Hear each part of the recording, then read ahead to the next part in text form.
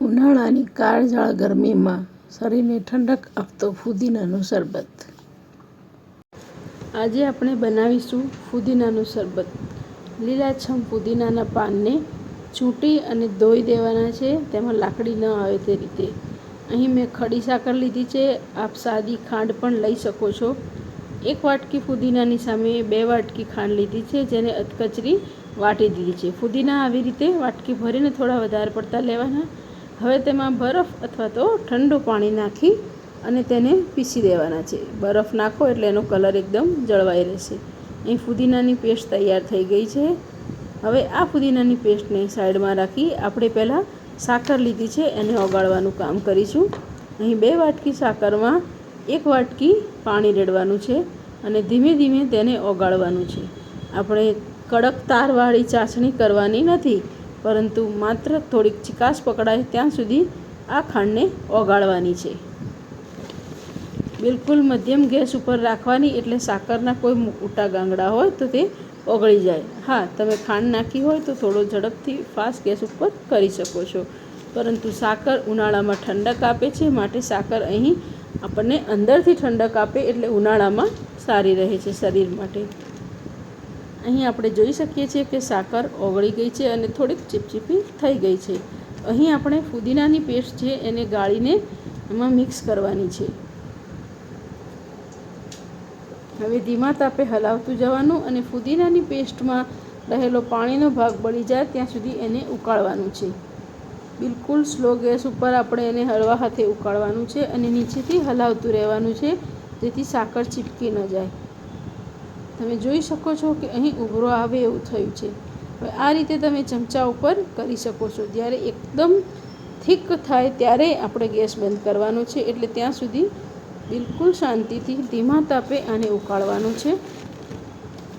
ફુદીનો પાચનનું કામ પણ કરે છે અને ઠંડક પણ આપે છે, એટલે તમે બપોરે જમ્યા પછી 2-3 કલાક પછી જ્યારે ચા પાણીનો ટાઈમ હોય ત્યારે તમે આ ફુદીનાનું શરબત પણ લઈ શકો છો। હવે આ ફુદીનાનું ઓગળી ગયા પછી, મિક્સ થયા પછી મેં થોડોક ફૂડ કલર નાખ્યો છે, ગ્રીન કલર, જેથી એનો કલર એકદમ ગ્રીન આવે। તમે એને એવોઇડ પણ કરી શકો છો, જો તમારે ફૂડ કલર ન નાખવો હોય તો નહીં નાખવાનો।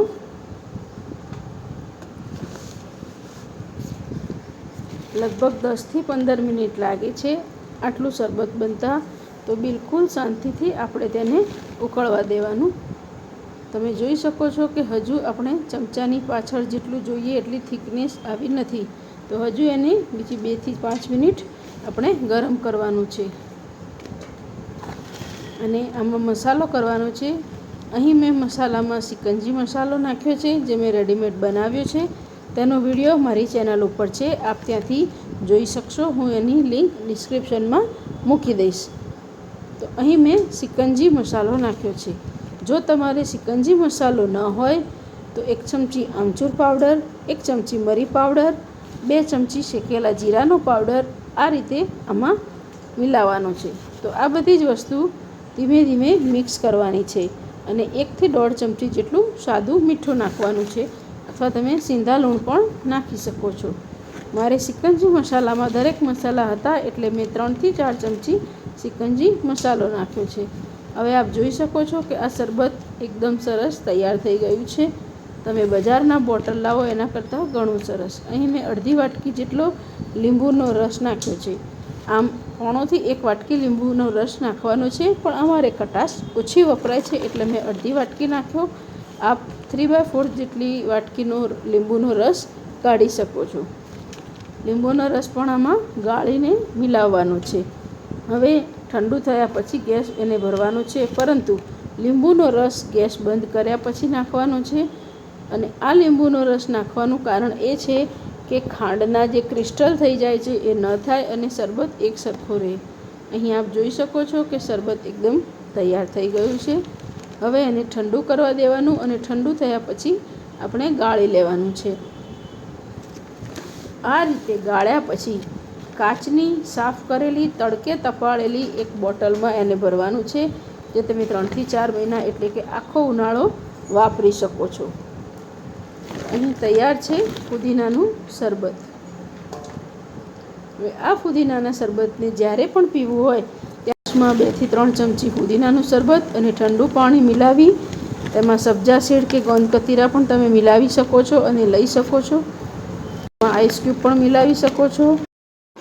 જો સોડા બનાવવી હોય તો જીરા સોડા આમાં મિલાવીને બની શકો છો અથવા સાદી સોડા. તો પહેલાં 2 થી 3 ચમચી જ્યુસ ગ્લાસમાં કાઢી તમે સોડા મિલાવો તો એકદમ સરસ ટેસ્ટ આવે છે, જેવી તમે બહાર લકટી સોડા પીવો છો એવી જ. તો ઉનાળાની ગરમીમાં ઠંડો ફુદીનાનો શરબત એન્જોય કરો અને આ વિડીયોને લાઈક શેર કરો.